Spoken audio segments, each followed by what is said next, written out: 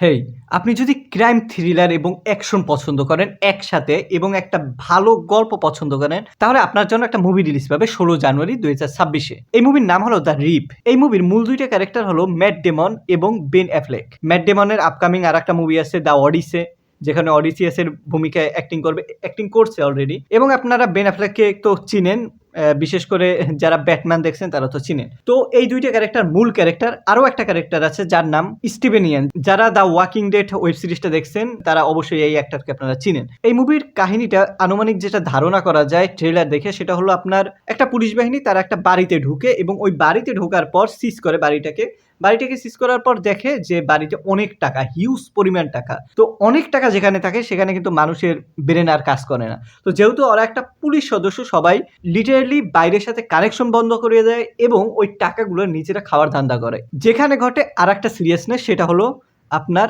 একজন মারা শুরু করে আরেকজনকে। কেন মারা শুরু করে যতটুকু বোঝা যাচ্ছে তাতে আমার মনে হয় এই টাকার লোভের কারণেই।